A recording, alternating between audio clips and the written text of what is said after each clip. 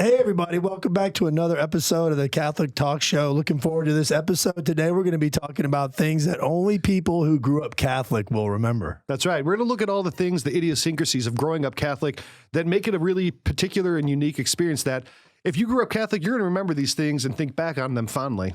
That's right. Let's take a walk down memory lane in the Catholic Church.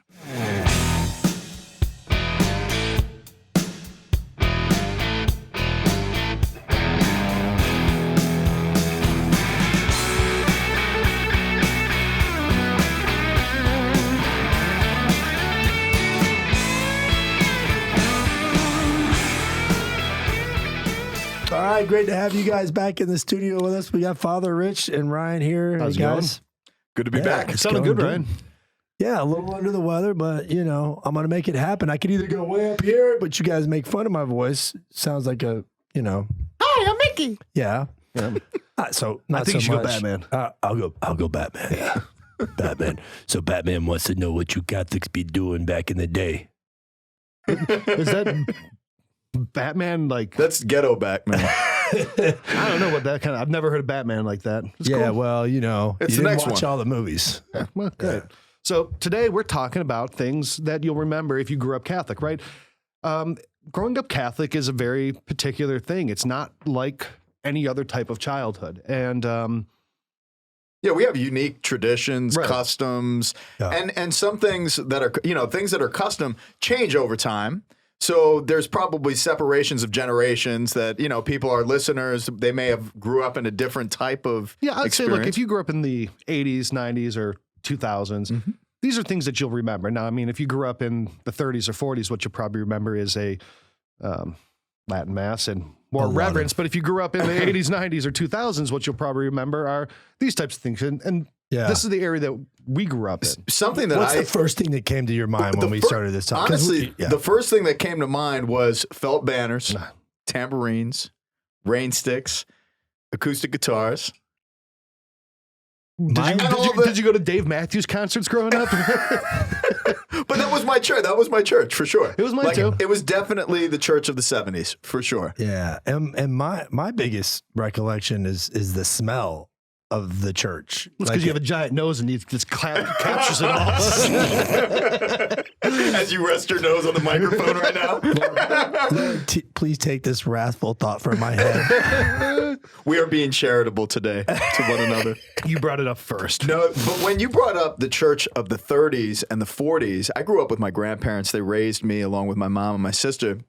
And the way that they spoke about the churches in the city of Manhattan and having those huge festivals in the streets and those type of the life of the town, the life of the neighborhood that you grew up in, it all revolved around the church. And they had such culture and everything was oriented to the sacred. So when it was the Feast of St. Gennaro or the Feast of Our Lady, whatever it was, Our Lady of Mount Carmel, there were processions and there were festival music, On the streets. Parades in the street, like that type of stuff.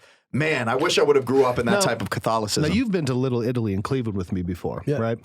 Every year for the Feast of the Assumption, it's the biggest party in Cleveland every year. They do that, and it's from Holy Rosary Church down there on Murray Hill, and it's just, they got the statue, everyone's putting dollars on the statue of Mary, there's, food and everything. It's one of the, it's like that. So if you ever want to experience that firsthand, come up. Every year I go. It's amazing. My request to you, Ryan Scheel, is to facilitate a special shoot for the Catholic Talk Show on site.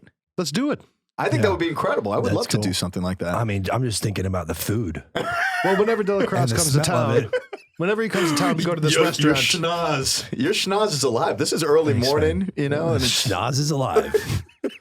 So that's those are, I think, the things that anyone who grew up Catholic throughout history would remember. But I think these are going to be more particular to the people who, listen to our show. Are you quite all right? I'm just thinking of Ryan Schnoz. You got a big schnoz, I do have a big. I got an Jeez, Italian man. nostril. Yeah. or two. God. As he bumps his nose on his drink and shoots.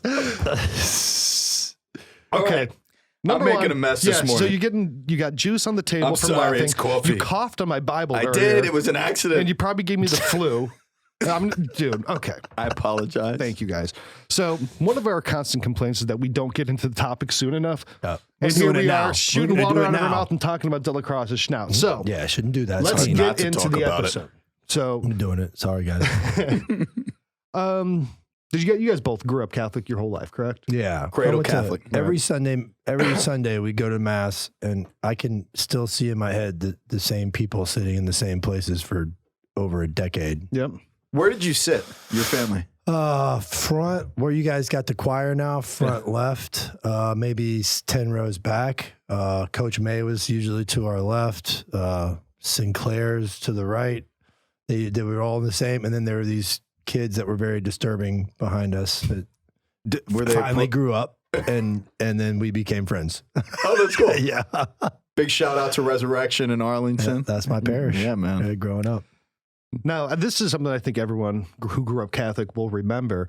And that's when you were a kid, when you got to put the money in the basket, man, you felt like a ball. You felt like you're just Making it happen. Yeah. It's That true. was a big deal for kids and still is. It Still really is. is. That's probably one of my earliest memories. Mine too. Sitting in the back of the church, passing the basket, and my mother putting a quarter in my hand to put in the collection basket. I've been deprived as a child because my parents never did that. No? Nope. And that's why you don't tithe today, Yeah, Delacroix. that's right. I keep it in my pocket. Well, you do digital. My kids do it. No, now. yeah, you do digital. No, I don't. So, yeah, it's kind of embarrassing because the digital is great because like writing checks is with 6 kids, just getting out of the house and getting there on time. That's a whole thing, right? Then you get there. I usually have cash in my pocket and give to the kids, but yeah, I do digital. And when I don't have cash, I'm like, oh gosh, here's this guy, And he's going to look at in me. the basket. They give you these cards to put in the basket, but I don't. Do you ever do that? Yeah, a lot of people who they've expressed that to me too. They give online and they get the card, but they never really bring it and put it in. Yeah, anyways. but when you're a kid, But you should. I think you should. I mean, I think I should because then it tells people that I'm actually, I mean, hopefully that I'm giving. I'm not being well, they shouldn't be looking silly. at you what you're doing and putting it in the basket. Okay, all right. But I'll when let you're a them know kid, you get to mass and, they give you $1 or something. If they give you the envelope and you're sitting there, you're 6, 7 years old, you're just holding on to this the whole time, waiting for that basket to come around, and it comes around, and you're like, yeah. It's a great feeling. that was the moment to shine. I do that. I do that with my daughter, and I do that with my son now. They're the ones who get to put the money in every week, and That's beautiful. I think it instills in kids that they really are to contribute to the church, and it's an important thing that if you learn that young, it becomes something that's instilled in children. So, I mean, I think it makes a lot of sense. I'm so glad you do that. That's beautiful, man. I do it too, but before I have to go see a psychologist because of my deprived childhood, can we change the topic to the next one? All right. Well, this one, I'm sure that you had as a kid. Okay, good. Because it wasn't up to your parents to provide. Okay. And that's when you were a kid and growing up Catholic, Donut Sunday was the absolute best. Oh, absolutely. Yeah. And we still do it today. Absolutely. I mean, it's just the thing. It's amazing. Do you know we have not brought donuts yet out since I've moved to my parish at St. John Paul II. He's a bad father. Millennial I'm a priest, bad man. father, You man. suck. I know. What are you doing?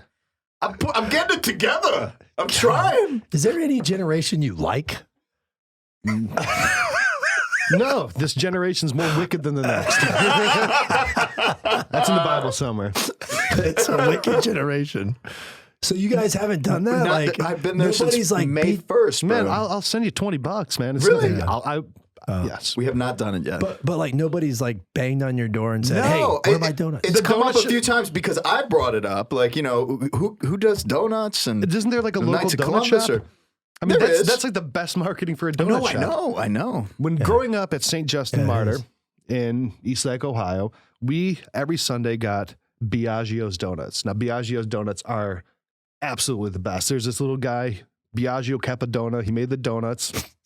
And you would go there, and he'd have a big statue of Mary in the place. But every Sunday, they would have like I love this guy. Biagio Capadona. Already. It's the best. Wow. It's a place they make pizza and donuts. Ooh. Yeah. Oh yeah, I went there with you that one time. They're yeah. amazing. Yeah. They have a great donut spot in Arlington. The donut shop. Oh The my donut gosh, shop, that it's place has been there phenomenal. for 60 something years. They make really good donuts. They really do. Now, We did you got a place here called Homie Donuts. I'm not joking. Homie Donuts, and they're tie or something, and then they got the little guy in there doing this, you know? Homie, don't play that. Yeah, it's the cat or something like that. I don't think they're Catholic. I think that's like a good luck thing. Oh, or it's something. the cat. Yeah. Yeah. I used to have one on my desk, and one of my kids broke it, but they're pretty cool. Yeah. But when you were growing up Catholic as a kid, the power your parents could wield over you on Donut Sunday, that was intense pressure. It's like, look, if you act up during Mass, you're not getting a donut. Oh, dude, I've done that. That's a big stick that the parents could carry around. Yeah. Leverage. Yeah. You act And up. then you know what else I like about it, especially if the weather's nice, is you sit there, you talk to some friends, and then the kids run around and play and get dirty, and it's pretty cool. When I was a youth director at Santa Maria and Flagler with Father Tetlow, I did donuts after every single Mass on Sunday. At your youth Mass? At my youth, no, even prior to that. Oh, I okay. did it and that's how I also recruited a lot of kids for the youth ministry program too. Yeah. So, and all the kids staffed it. They helped move tables out. They put chairs up. We created a whole community experience. Instead of people running to their cars, they were stopping. They were having juice. They're having, coffee, donuts. Yeah. And it was awesome. It was very, community building. Donuts have a lot of power. They do. They do. They do, especially in the morning. Yeah. But before Mass, because we were set up, for every single Mass, there'd be these older guys walking up, and I would see them take a donut before Mass, and I'm like, dude, what are you doing? What are you doing? Number one, you're breaking the fast. Number two, you're breaking tradition of eating donuts early. And number three, you haven't been good in Mass, so you don't get a donut. You're a bad man. I could see him going, my sugar's low, Father. And then I'd be like, oh, okay. Oh, gosh, I feel like Father Rich is going to give a real passive-aggressive homily. And like Jesus said, those who take donuts early shall find themselves in Gehenna. Shame. Shame. You're walking around with, the aspergillum. you're like, not you. Next. Oh, man. Dude, Not you. You need milk. You want some milk to go with your donut you already took? This is a true story. Father Tetlow, Easter, sprinkling, right? He's going around, and there were some curmudgeons at this one particular parish. I mean, there were some very hard-headed people. And he's sprinkling everyone, and this guy looks at him very gruff, and he says, enough with your shenanigans. And I'm holding the holy water, and the best Father Tetlow takes the aspergillum. He's like, and just sprayed him right in the face, man. It was such a special moment. Do you remember Father Juan Carlos Rios? Of course, yeah. This guy is like the most spiritual, soft-spoken, but really has this really strong masculinity when you're in spiritual direction with him. You're like, wow, man, this guy's really got it. So one day we're sitting in the seminary, and he's the spiritual guy for the house or whatever, and he's back in the back praying, eyes closed and everything. And he's on his knees, and they're going around doing this, and the ball flies off this thing. No. I'm not joking, dude. It flies off this thing, and it whizzes by his ear and cracks like the pew in the back. There's probably like a scar on it or something, right? But it was funny because he's like praying like this, and it just goes, and he goes like this. He goes. Now, if you're only listening make sure you're checking out our YouTube channel, Catholic Talk Show. Hit subscribe. Make sure you get all of our videos, because that whole reenactment that Ryan Delacroix just did was perfect. Yeah, that's another thing growing up Catholic, was how disappointed you were when they would do the blessing and you would not get hit with any holy water. True. Yeah. You're like, that's actually true. That's one of the things I remember being really fun, is when they go around and do that. Yeah, but when you're a kid and you didn't get hit, you're like, oh, Jesus doesn't like me. Yeah, it's true. Is that something on your neck? Let me get that. Yeah. There we go. There we go. Huh? No, that's why I love Poland and some of the Eastern churches that use the hyssop. The hyssop. It's the broom, and it just absorbs so much water, and people get drenched. Our tradition, we have like that little aspergillum with the ball on top. That's like that gun in Contra that you shoot that sprays up all. Yes, the scatter gun. Yeah, man, I loved when I upgraded to that gun. That was awesome. Another thing. Now, I think for most of us who are still Catholic today, who grew up Catholic, now. So many people who grew up Catholic are no longer Catholic. And if you're no longer Catholic and you're watching this and reminiscing, come home. Come on back. Come on. It's who you are. It's always inside of you. And it's probably got that way, number one, by the indelible mark left by baptism, but number two, probably by your grandmother. Mm-hmm. Now, if you grew up Catholic, I am almost certain that your grandmother had a big tin of Danish cookies that was emptied out full of rosaries, holy cards, and holy medals. Mm-hmm. Dang. Right? Yeah, I remember that. In all of our families. Every Catholic I know, their grandma had that tin I or got that my box. great-grandma's rosary. I do too. Yeah. That's awesome. I didn't She know used to cook every Sunday. We go after the donuts, we go over to her apartment. She was like 89 at the time, 88. She would cook. She was blind. She went blind, but she would cook blind, and we'd come over and her kitchen would be a mess. You know, like, it would just be like, you know. And yeah, I remember going into a room, seeing the rosary. Like my aunts, on the Italian side of my family, the rosary was a very, very big deal. Very big deal. Yeah, thank God for grandmothers.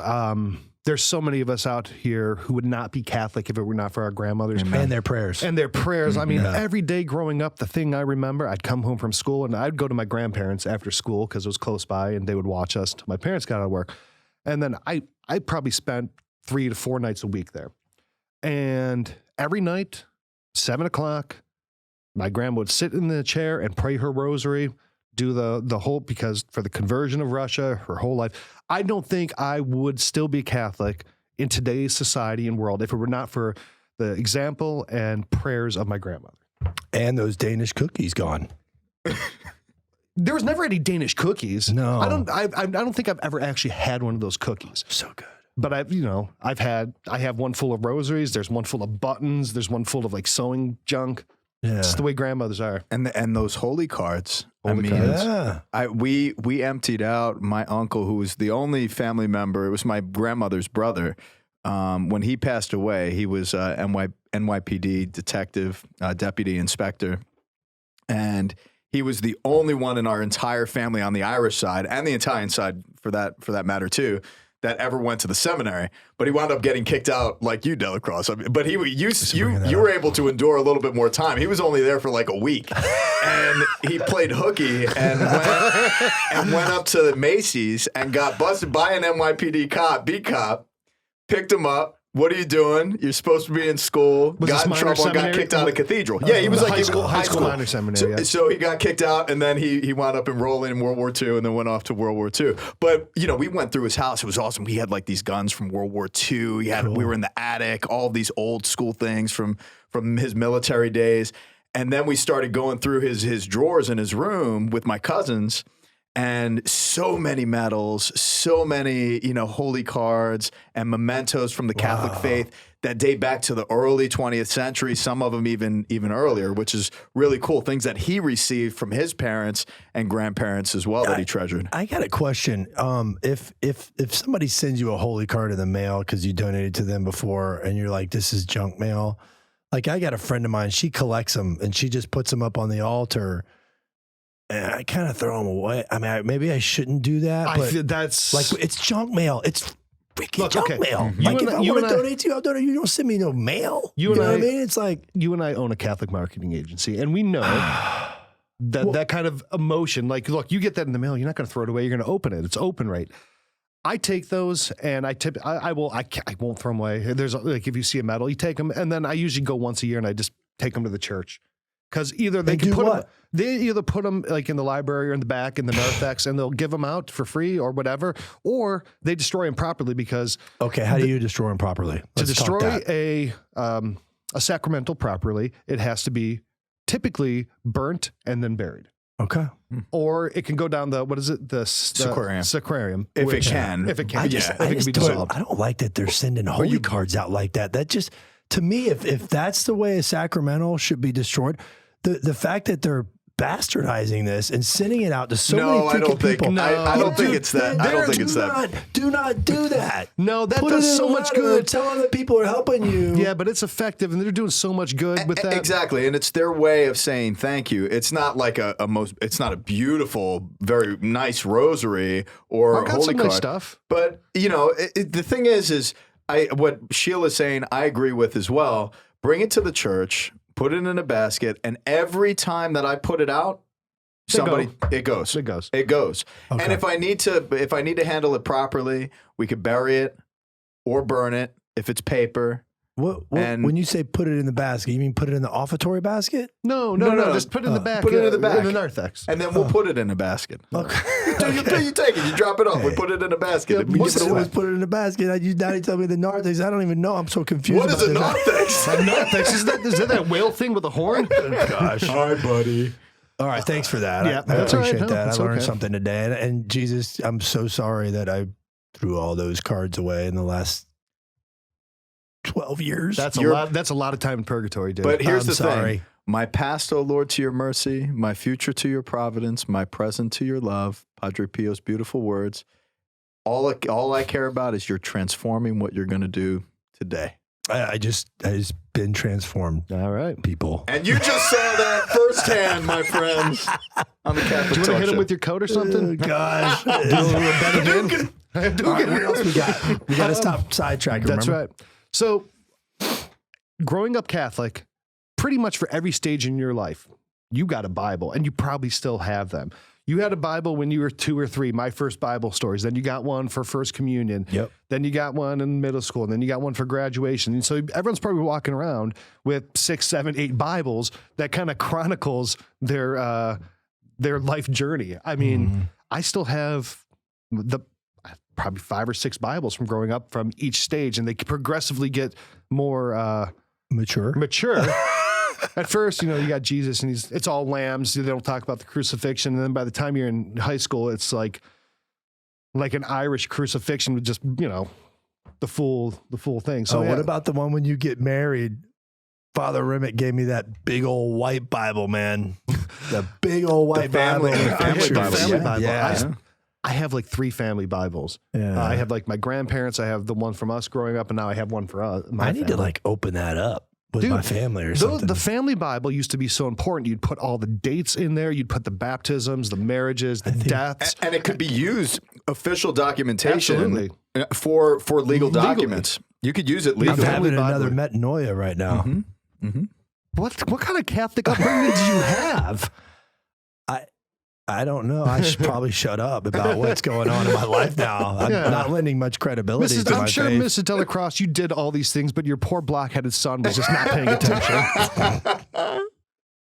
So, yeah, having all those Bibles from the different stage. I mean, I remember when I graduated high school, one of my cousins, like an older cousin, right? He was probably like 40, gave me a King James Bible. And I'm like, oh, thank you, cool. And I'm 17 years old out and, know about the particular versions. And I'm like, cool. And then like 2 minutes later, my dad walks up. He's like, give me that.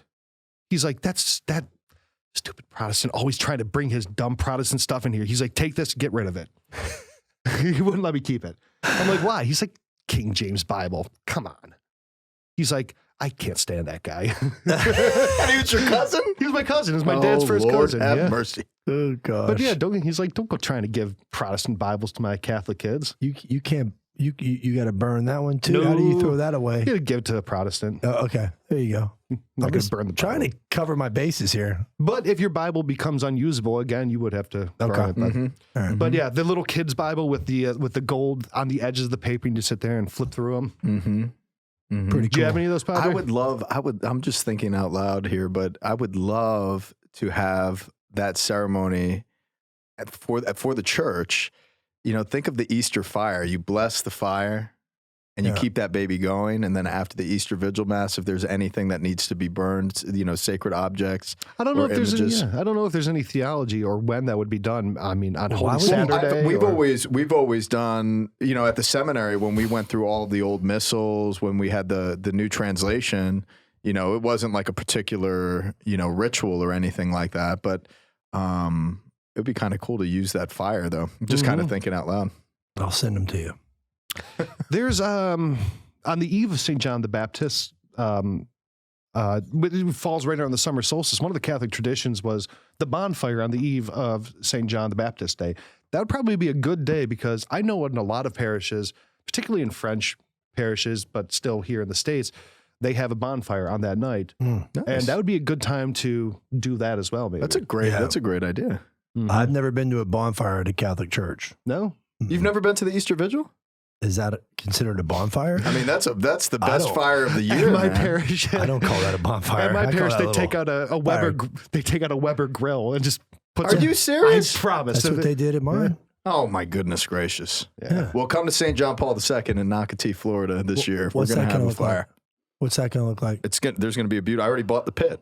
Okay, you just bought a little pit. Yeah, but it's not a little pit. It's a big pit. Me and Dylan Cross were actually Big holy fire. This isn't big. that was the most Italian thing I've ever seen. Hey, Ryan just reached out his arms and he's expressing knocked my himself in his microphone off. Italian way. Knocked over Ryan Shields' microphone. can we get some clarity here? All Sure, right, so is anything this you want. bonfire the same bonfire you're talking about? No. Okay. So Is it bigger? Remember when we went to Ireland? We went to the Hill of Slane. Yeah. That was the Paschal fire that St. Patrick lit. Okay. That's the one that everyone now does on Holy Saturday for the Easter Vigil. Now, this one is St. John's Eve bonfire, and that happens on June 23rd. 23rd, because 24th is his feast. 24th is a feast. So it's on the eve of his feast day, and they have a big bonfire. It's kind of like the Catholic officials start the summer, and they use the feast of John the Baptist to mark that, the solstice passing and now moving into summer, and they have a big bonfire. That's their tradition. So I'd like to take the time to encourage you to do that at your parish because that's kind of cool. That's awesome. I think I will. Like with pallets and stuff like that, All right, in the middle of summer in Florida. Oh yeah, It's before the summer solstice. So it's just going to be muggy. Now, before we get on to the next thing that you'll remember if you grew up Catholic, why don't you tell everybody about our sponsors? That's right. We are most grateful for our sponsors. And I have to first start with Hallow. Hallow is the #1 Catholic meditation and guided prayer application in the App Store today. Be sure to visit Hallow because when you do, you'll see all sorts of prayer and meditation guided efforts that they have put together in a beautiful and most attractive way. From Taizé to Lectio Divina to Rosary and to daily gospel reflections and so much more. This is a beautiful application that you should definitely have on your phone. And if you utilize this platform, you will truly be able to advance in not only your understanding of the Catholic tradition of prayer, but be able to cultivate that in your own practice, uniquely to you. This #1 Catholic meditation and prayer app is specifically out there for you to grow in your faith. We are so grateful for their work. We are so grateful for their sponsorship. And you should take a moment and check them out because they are truly at the very forefront of technological advancement and the new evangelization. So check out Hallow, Catholic Meditations and Prayer App today. We want to tell you about our sponsor, Exodus 90. Exodus 90 is 90 days of prayer and asceticism, cold showers and devout prayer moving through the book of Exodus so that men could find greater freedom in Christ. This program is a tremendous program that over 20,000 men have already gone through, and you should consider becoming the very next member in this very powerful movement. Please consider to join Exodus 90 now. Check them out. You will not regret it.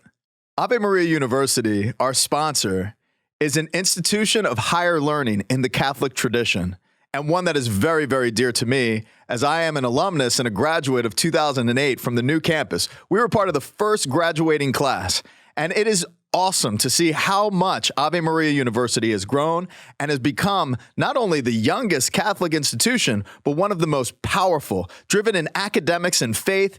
It is a university that appeals to all. And we'd like you to consider becoming a student at Ave Maria University, or if you know someone that is of age that may be looking at colleges and universities around the country, be sure to tell them about Ave Maria. There are over 30 majors. There's programs undergrad as well as postgrad, all the way up to PhDs in theology. You do not want to miss a chance to attend this university. It is surrounded by the oratory, this beautiful church in the middle of Ave Maria town. Just 30 miles away from Naples and the beautiful beaches. It's in Southwest Florida, so the weather is beautiful. But the greatest thing and the most beautiful thing about the university is the community. The community life is a place where young people find belonging and, most importantly, encounter Christ in the beautiful tradition of the Catholic faith. So check out Ave Maria University today. You won't regret it. All right, thank you for that, Padre. Seriously, go check them out. They help us produce the show, and those are awesome things. So if you're Catholic, those things are actually great to get. So thank you for that. Now, we talked about St. John's Eve. Now, here's something growing up Catholic that I think every kid can relate to is not wanting to go to Christmas Eve Mass. On Christmas Eve, you did not want to go to Mass. You wanted to get to bed. You wanted to get ready for Santa Claus in the morning. At like 3. And it was such a long Mass, and you had to get super dressed up, and your mom's combing your hair, and you have to wear like your good Christmas stuff. And you're a kid. You don't want to deal with that. You want to get right into the presents, man. You didn't like going to... That was actually the only Mass of the year that I liked going to. Really? I've only been to 2 in my whole life. Christmas Eve? Christmas Eve? Mm-hmm. You go Christmas morning? Yeah. Yeah, man. I loved it. Really? Yeah. And I would always fight my mother to not go to church. Mm-hmm. But every time I went to church, I'd always fight her. Every single week. But when it came to Christmas Eve, that was, I felt something there. What time was your Christmas Eve Mass? 4. 4? At St. Elizabeth? See, at ours, it was late. It was like 9 o'clock. Oh, wow. Yeah, and then we didn't want to do that. Well, that makes sense that you would feel that way. Yeah. Because, of course, as it's getting to be nighttime, you're trying to get to bed early. We're on the clock here, for man. sure. Santa's in the air. Let's get, see, ours was in the early. air. Yeah, now but the I made parish... a deal with him. The parish we go to now, it's at 4 or 5 o'clock, and I do like that. Yeah. But yeah, growing up, I mean, it was number one, the expectation that you had to get dressed up, way more dressy than you normally would, and your mom had some crazy Christmas sweater, and you have to wear a red turtleneck or some junk under it, right? It's just like that's hard for a kid to focus on Mass when Christmas is coming up. So. Yeah, like I said, I only went to 2, and one of them I was a seminarian, and I screwed up. Now, the liturgy. But. Another thing about Christmas that if you grew up Catholic... Wait just a second. Well, okay. You screw up the liturgy. Is that what I heard? I think I heard... We need the story. What happened? The people were very nice about it, though. You know the thurifer when they bless the gospel? Mm-hmm. There's Father John Legeza, and he goes up there, and he's like, I get the thing, and I go behind him, and he's like, the Lord be with you. I'm like, oh, he forgot it. He forgot. Mm-hmm. I'm just going to turn around and go put it back. So in case you don't understand what I'm talking about, after that, he turns around and he asks for it. And by that time, he was staring at my back. And then everybody's looking at me like, get back there. And so I turn around and I go back there. And then everybody's like staring at me and giggling. And then I give it to him. So some things never change, Ryan. Yeah. Now, another thing growing up Catholic excellent. That you will absolutely... Did either of you go to Catholic schools growing up? I did not. I was a public school kid. I went to the CCD. I did too. Did you guys ever do the Christmas plays when you were a kid? No. No? Oh, man. Growing up Catholic, especially if you went to a Catholic school and you had to do the Christmas play. Everybody does that. Everyone does that. And unless you are cast as Joseph or Mary... You resent the kids who got cast as Joseph and Mary because chances are you're like a star or you're a shepherd or like a tree or something. A donkey. You're just a warm body. You just stand there. And the whole play revolves around these two kids. And you're like, I could have done that better, man. I've got a little guy. This is a true story just from this past year from my CCD kids. So this little kid, Finn, he's probably like 4 years old or so. And he comes to daily mass with his dad and he got cast as the donkey. But the lady who was choreographing the whole thing, she made him a sheep, like a little lamb. Okay. And he got all upset. Because he was so prepared to be the donkey. Like he's like, I've been living as a donkey for 3 minutes. Exactly. I really got into this role. I mean, I'm doing like, a real character study of donkey life here. And so I just made the executive decision. I was like, Finn, you're the donkey, man. Let me hear the Come on, give it to me, and he just kept he did it for weeks. He would come up behind me and go, But he pulled it off, man. Best donkey ever in a nativity show. Best supporting donkey. Best supporting donkey. Do you have that award? That's awesome. Now we do. Best now supporting we do. donkey. And Best supporting the Oscar donkey for award. best supporting donkey in a kids Catholic Christmas play goes to Finn the Human. Nice. I have great memories. I have great memories of those nativity shows and especially the live one. Yeah, that, and then also for Lent though, like the living stations of the cross. I mean, as a kid, we confused. Like, what's going on here? Are these real people? Like when you're like 3 years old, you're really young. Like, is that them? Is that St. Joseph? And you're like, wow. Another thing, growing up Catholic for Christmas related. I don't know about you guys, but everyone I know and my family, we all had a nativity scene, right?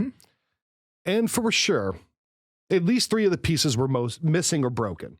And like the hay on the roof of it, you'd like try to take it out of the attic, all the hay would fall off.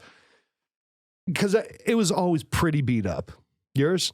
Mine was pretty intact, but it was made out of like a plastic. Mine ours was glass and like, yeah. The hay wasn't plastic. Oh. You talking about the hay? They were messing with you as a kid like that.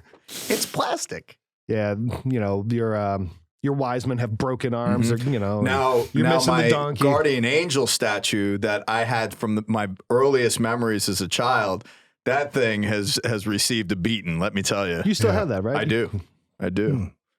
Yep.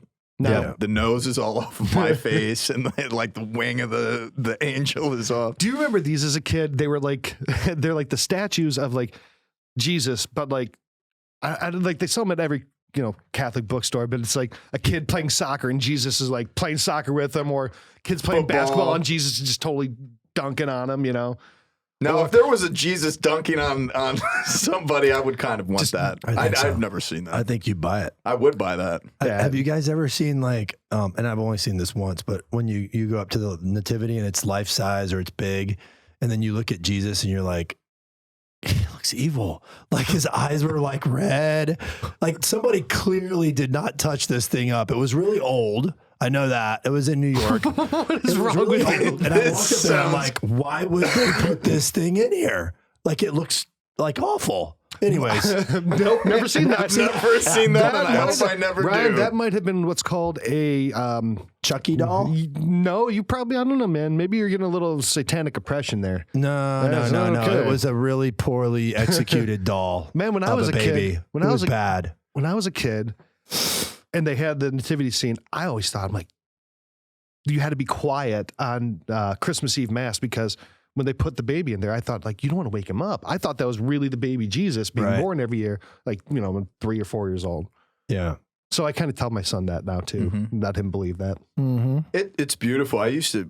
Our tradition at our parish was you would bring gifts to the baby Jesus. Yep. And we had this huge nativity scene set up, and we would all go over there and we would drop off our gifts. And it was a beautiful recollection of, like the wise men, like you're bringing gifts, and these gifts are going to the poor. The wise men were not so practical on the gifts they brought. No.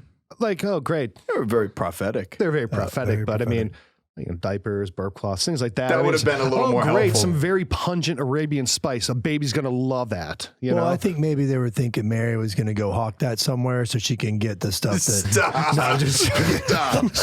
We're degenerating that whole story of the Epiphany, right? Stop. Worse, man. Golly. So the whole sense of that, like catechesis, is very, very vivid in my memory. And the innocence and the trust, not the wonder of kids. And I remember that, and I know I see that in my kids, and I see that in other kids.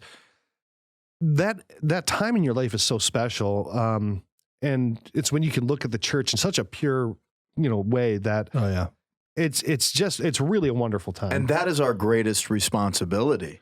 Is to be able to provide these environmental and catechetical moments for our kids to have these powerful encounters so that they remember what the seasons are about, what our celebrations, our festivals are about, what these customs represent. And at times our customs can go astray and they lose the meaning of the substance behind them. And it's our job as parents as well as priests to be able to facilitate a greater educational effort for our kids so that they can come to encounter what this represents. It's so important. Now, you said something in there, and I want to make a statement here.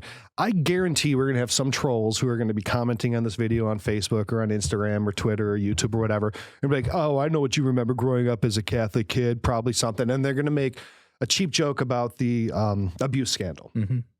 It's not funny, and if you think you're clever and you're winning internet points by trying to be humorous for the very grave and terrible occurrences that have happened, it's not cool, man. It's not cool to try to score internet points by making light of a terrible tragedy like that. And I think you need to re-examine your life if you're trying to score internet points. Really? Like, oh, wow, sick burn, bro. You're making fun. You're exploiting the absolute devastating tragedy that happened to a children by someone they trusted. To what? So a slight dig. To a slight dig that I'm just going to delete anyway. Save your time and go think about your life. So, because we get a lot of those. Yeah, and but really, we're talking about growing up Catholic, and thinking about it, it really is why the abuse scandal is such a grave scandal. And the church, honestly, it deserves all the derision it gets for it, the way they handled it. Every priest who did it should face the full penalty of the law, both here on earth and both the judgment of God on that. And for every child who was subjected to that, all I can say is I pray nothing more than their healing and their ability to move on through life. And it's absolutely abhorrent. And any defense or cover up of it, any bishop who covered it up, any priest who perpetrated it, inexcusable. And anybody who makes light of it is just petty. So, yeah, because you're really not doing anything at all you're not helping to honor or respect the people that are suffering and to support them. And it's not producing anything good whatsoever. No. And yeah, we grieve, and the thing is we've grieved the sins of Judas for a very, very long time in the church. The apostles grieved his actions. And this is the grief of our present generation, and we've received it, and it's been hard, and we deserved it, and the church deserves it, and it's really, but that's the thing, the delineating factor between what the church is and who the church is, and the sinful, grave actions by people who either through omission and not doing anything about it, or the actions that are horrendous themselves. That does not qualify or establish what the church is. The church is mystical and ever moving, animated by the Holy Spirit, governed by her, ruled by her, and truly, truly reconciled by her. So the church is in a constant state of reform. This is the catalyst for reform that we're going to experience now as a church. Because the thing is we could sit here and receive blasts from trolls online that want to deface the church. It's never going to happen. It's been established by Jesus Christ himself and animated in his spirit. And more importantly, because of that, we're not going to stop. This is not even like harming us. We're just telling you, stop wasting your time. Yeah, you're not hurting us. You're hurting yourself, and you're disrespecting those people who actually suffered by it, Right. So just save the comment, and instead of doing that, do something constructive, because look, we're just as upset about the sexual abuse scandal as you are. If you are really upset about it. And if you are, and you should be, absolutely, do something positive about it. Making a snarky comment online is not going to help. No. And judging the church by the people who have failed its callings is not, that's like saying baseball is a terrible sport because Mario Mendoza hit 200. What about Pete Rose too? Yeah. Well, Pete Rose has 4,256 hits. But he gambled. Right. But I'm saying if you're judging an institution or anything by its worst element, that's not how you judge it. You don't judge by the lowest common denominator. You judge a thing by its capacity and its heights. And look, the Catholic, there's nothing that can get higher than the Catholic Church. And we're going on a tangent here, but I think it's I think it's a deserved tangent. But it's the same thing with police officers as well, and policing and the law. Absolutely. You have a crooked cop. That doesn't represent the body of the police department. That's a corruption. It's a corruption. And honestly, sheriffs and people in administration are dealing with that constantly. That's what they're working on, And you cannot judge. Where would we be without proper policing? Where would we be as a government without political structure? That's like saying Andy Reid is a terrible person, the coach of the Kansas City Chiefs, because the amount of abuse in youth sports is higher than it is in the Catholic Church. No one's out there saying Andy Reid's a disgusting pedophile, and they shouldn't, because he shares the same profession. It's the same thing with priests, or it's the same thing with teachers. There's more abuse in public schools than there is in the Catholic Church. But you don't judge every teacher and think of them as a certain way, and you certainly shouldn't do it with priests. Now, I would say that with the church, because of our moral standing and our claims to moral leadership, We're called to to a virtue. higher thing. And the sins of anyone else doesn't negate the sins of the church in one respect, but still. Yeah, like if you looked at my Catholicism and you look at first and foremost the sinner, because that is what I present most to our Lord. So if that is something that drives you away from the Catholic Church, then you're missing the whole point. That's The so whole- true. The whole point is like I go to mass because not only God tells me to and all this other stuff, but I go to mass because I desperately need supernatural grace in my life, and I get it from the Eucharist. Yeah, I get it from confession. That's where I find him. So yeah, you could look with secular eyes or eyes with knowledge and say, you're not a good Catholic. I look at it and say, I don't care. I'm going back to that font and I'm going to receive that grace no matter what you say about me because of what it does for me and what it generates in my life. And I think that people on the outside of the church looking in see a body of people that are self-righteous or, judgmental or looking at their deeds and you're a sinner, you're outside of the church, you don't believe in Jesus, etc. And it creates a vacuum of experience where now they're looking at this and this is who these Catholics are. These are these people. You're absolutely right. They've got to totally reverse. All of us are sinful. Yeah. The righteous man sins 7 times a day. It says it right there in the scriptures. Right.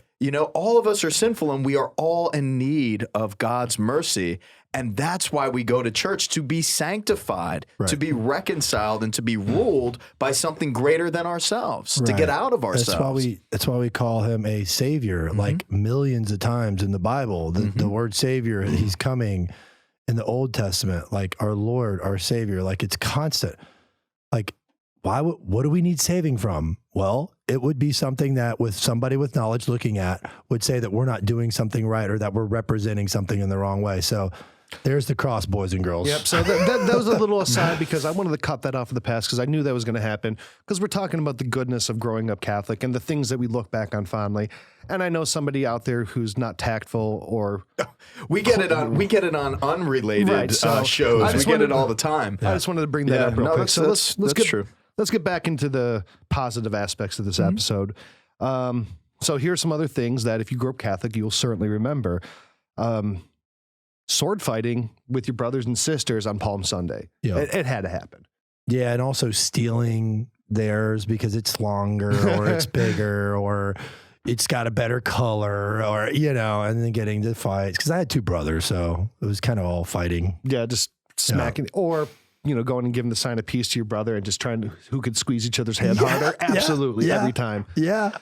When we were kids, me and my brother, it'd be like, and give the sign of peace and be like, piece of pie. Every time. And I'm 39, he's 42.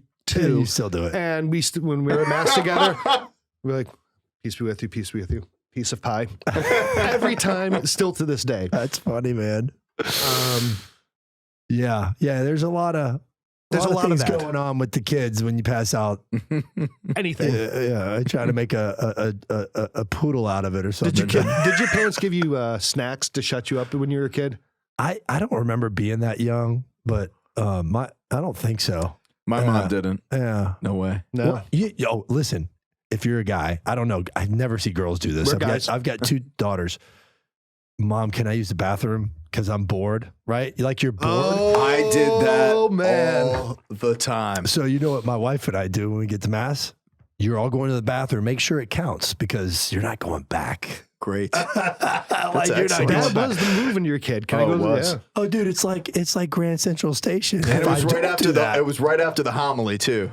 I got to go to the bathroom. During the homily. I need a break. And part of it was just to wake up. And I mean, even as like a 7 or 8 year old kid, I'm just like, you didn't have an attention span? Stand up. I got to go stand up somewhere.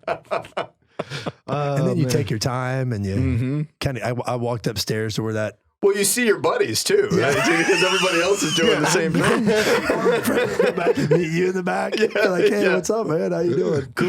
Yeah. Exactly. And then you come back after 20 minutes. Your mom's like, where have you been?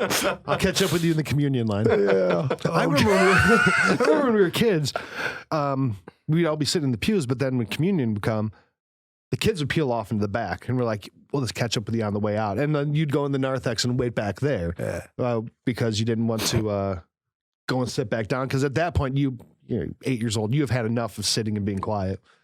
Did you guys remember the parking lot after Mass sometimes was a little...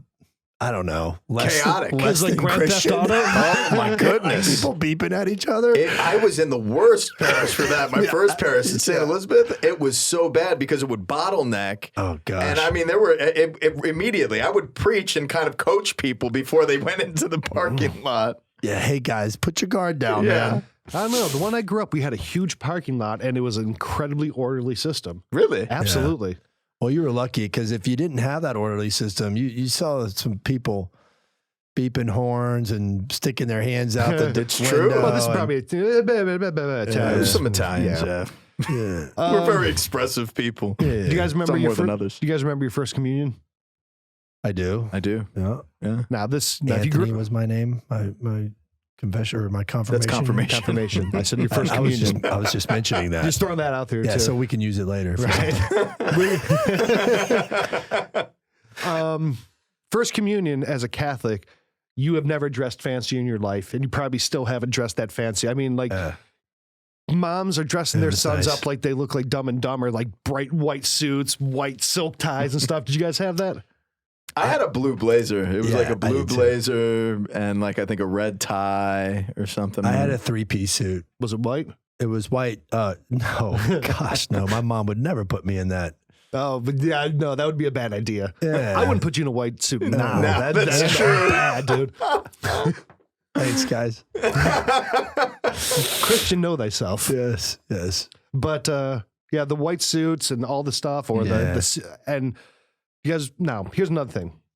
Do you remember what you got with your first communion money? I have no recollection. I got, I think it was RBI baseball. RBI baseball, nice. Yeah, it was like $30. I probably It was did a lot of something money back similar. then. Yeah. It was a lot of money. Those games were a lot of money. They Dude, were. they were like $50 in like 1990. Yeah, I know. RBI baseball, and that was the one with the weird like slanted cartridge too. I remember that. Yeah, right? yeah. And there's a certain way to put it into the Nintendo. Yeah. Yeah, so I mean, look, when you were a kid, that was the first time you got a fat check, man. That was the first time that you were flush with cash, was after your first communion. Probably rolling around with $100-$200. Yeah, my parents took it from me. So did mine. They were smart. My parents, look, we were poor, man. And my parents are like, look, here's your first communion money. Hey, Mom, where's my first communion money? We put it in the bank for you. Okay. We paid off our credit card. You're eating it. Happy dinner. My uncle, he's like in his 60s. He still has his. He still keeps it in the sock in his sock drawer. Really? He still has his first communion money like 55 years later. That's beautiful, man. That's cool. He's Slovenian. Yeah. And, you know, Slovenians actually invented copper wire. And they're tight too. Well, Very they tight. invited it because the two of them were fighting over a penny. Yeah. So, Hence copper wire. hence copper wire. That's I the like joke. that. Yeah, there That's you go. good. But he still has his. And, you know, I unfortunately didn't get to spend mine. But most people I know, they remember exactly what they got with their first communion money. But I'm probably in Delacroix's, ball field here. I probably got a video game. Mm-hmm. Lucky. Yeah. It's important to me back then. Yeah, it was important to me too. You guys. There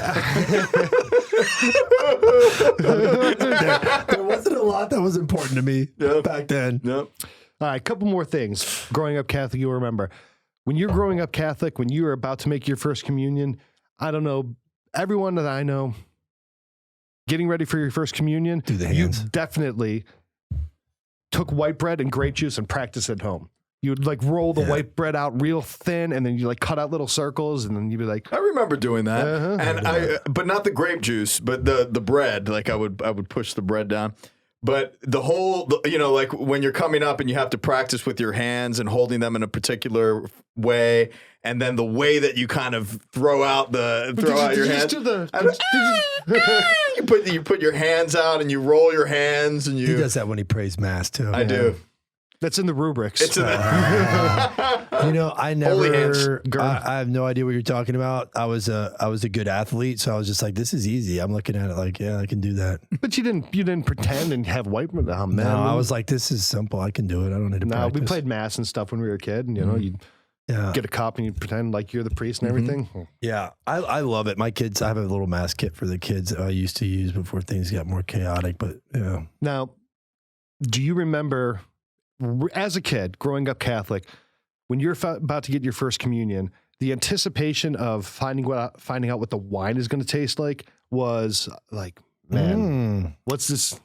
Yeah, I remember that. I remember that. Like, I don't want to drink wine, Yeah, I was like, am I going to get drunk? What's you don't know what it's like, because typically that's the first time you drink wine. I was going to spit it out. Yeah, that's what I was like, because I tasted my dad's wine when he drank wine at the kitchen table all the time, and I drank it one day, and I was just wasn't worried about it. I was drinking whiskey. But your dad had a bad taste of wine. I remember. He had really horrible. Oh no. Yeah, he would drink cheap wine, very cheap wine, but he wouldn't drink a lot of it. No, he wouldn't. It was just kind of like, and so he wasn't like very sophisticated or anything. His dad was a cop. Yeah. The wine growing up at my parish was like blush wine. It wasn't. It qualified. It had the proper amount of grape musk and everything to be sacramental. But it was like pink. I don't know, Moscato or something. It was not good. Really? Yeah. In the West Coast, they use white wine. Where we're from in our diocese, but you can do that, right? Yeah. Can you? Yeah. Mm-hmm. Yeah, it still has the same properties. It doesn't have to. But one of the things about the wine, even in all throughout Europe, they use. This might be a tangent too, but one of the things about wine, I went to go get some when we were having mass, and you're like, make sure it doesn't have something. Sulfite. Yeah. What's the deal with that? It has to be. It can't have additives. No additives. Oh, they all have additives in them. They do. Well, that's why you got to get organic wines. Yeah, if you get organic wine. There's not a lot of that. They have them in all of the wine stores. It's just a very small collection. A very small collection. Very small collection. Think wine would be like kind of a pure thing, Hard grown grapes, man. Just like everything, dude. Like everything we eat and everything that's out there and just mass commercialized materials. It's like all of it's preservatives and steroids and Yep. That's why I'm so strong. I eat steroids in my milk. GBH. Well, it's been a good show, guys. Yeah, thinking about growing up Catholic, I look back at it fondly. I loved it. It turned me into the man that I am. Helps me to raise my children the way that I do. So if anybody out there, make sure you're sharing the things that you remember about growing up Catholic on the comments here. Yeah. Love to see those. Let us know if you remember any of these things that we talked about or what we missed out. And Father, before we leave, why don't you tell everyone how they could follow us and see next week's episode? Yeah, walking down memory lane, I think the thing that I cherish the most was the religious sisters that did the CCD. And I got in trouble a lot in my class, so I got sent up to Sister Anne's office all the time. And she would just sit there and talk with me. And I don't recall a lot of our conversations in specific, but the fact that she was constantly there and dealt with me mercifully and tried to coach me to better behavior and not be so animated and excitable in the classroom was something of a very, very fond memory. And, let's make sure that all of us are praying for an increase of religious, especially religious women. Some of the greatest nurturers and teachers in the history of the world have been holy and righteous women. And we were talking about our grandmothers. We were talking about our mothers. Yeah, I got to give a shout out to Sister Mary Quinlan. She put up with a lot of me growing up as a kid. So if it weren't for her keeping me in the straight and narrow, so thank you, Sister Mary. Well, since we apologized, Sheil, I think we should give Ryan Delacrosse a chance to apologize to any sister or any catechist that you may have offended. Well, thank you. I appreciate that. Yeah, kind of looking back, I think that we probably need a whole nother episode just for me to count all the people that I've harmed in the Catholic Church growing up as a kid. Harmed, not gave a hard time to harmed. I harmed them. We need to have a Confessions of Ryan Delacrosse episode. Great idea. No. We're doing the confessions. We are going in the tradition of St. Augustine. Yes, We're doing it's a testimony. About the time that you stole a pear. Yeah. That's kind of stuff you did. The pear? Like a fruit pear? You haven't read the Confessions, have you? Okay. Oh, yeah, I have. St. Augustine. Yeah, he stole a pear. Remember that part? No. Okay. So, anyways, yeah. But my confirmation teacher, gosh, she's, God rest her soul, she's had to have passed. She was very, very old when she was teaching it. I forget her name, but I think it was Dolores. But she just let me do confirmation. She told me not to come back to class. I'm going to do the confirmation so I don't have to see you next year and the next year and the next year. That's how I confirmed. Yeah. Wow. Coming to you from the Catholic studio, man. Well, my friends, thank you so much for joining us in this most recent episode of the Catholic Talk Show. We want to see you here next week. And before you go, make sure that you hit subscribe and that bell if you're on YouTube right now so you get every single episode that we produce, as well as visit us online at www.catholictalkshow.com. And there you'll be able to see every way that you can see or view or listen to our material that we're producing. And we thank you for your support, and a big thank you to our patrons. Patreon.com/The Catholic Talk Show will give you the way to be able to support our show financially to ensure that these productions continue far into the future. We'll see you next week.